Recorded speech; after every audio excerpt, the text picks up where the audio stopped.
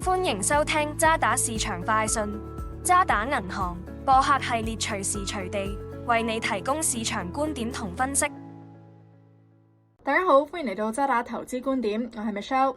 今集我哋將會探討市場對於美國減息嘅預期、中國第三季度嘅業績，同埋英國公布預算案對於國債同埋英鎊嘅影響，同你一齊尋找投資新契機。喺10月10號聯儲局召開政策會議之前，市場對於聯儲局減息嘅預期持續起伏不定。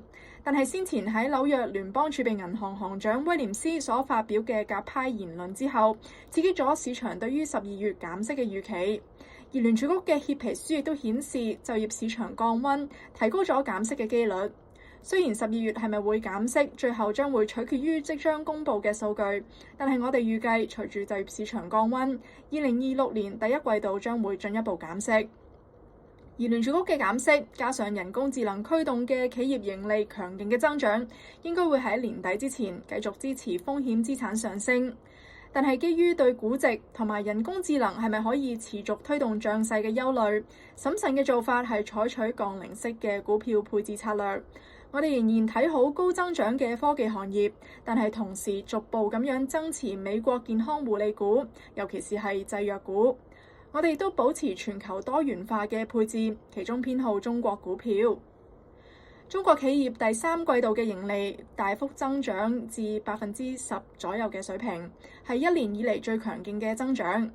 雖然短期嘅前景仍然受到國內競爭同埋美國可能對高端半導體出口實施制裁影響，但係我哋將會利用當前市場嘅整固去到增持中國股票。中國嘅股票現時估值相當吸引，而盈利增長亦都預計會喺2026至2027年回升。10月經濟數據有所放緩，亦都可能會促使當局進一步咁樣推出刺激措施，去到重振經濟增長。而歐洲方面，英國政府公布咗預算案之後，國債收益率下跌。英國10年期國債收益率嘅支持位喺4.4%。市場已經大幅反映咗英倫銀行好大機會會喺即將召開嘅12月會議上面減息。而通脹高企同埋對財政可持續性嘅憂慮等等嘅挑戰，可能會阻礙收益率進一步咁樣大幅下滑。我哋預計英鎊對美金喺未來幾個禮拜可能會進一步上升到1.34水平左右。咁今集嘅時間就嚟到呢度啦，多謝你哋嘅收聽。如果你對以上嘅內容感興趣，記得點讚同埋分享。我哋下個禮拜再見。多謝收聽渣打銀行嘅播客系列渣打市場快訊，詳情可瀏覽我哋網站嘅最新市場觀點，或者點擊描述內嘅連結。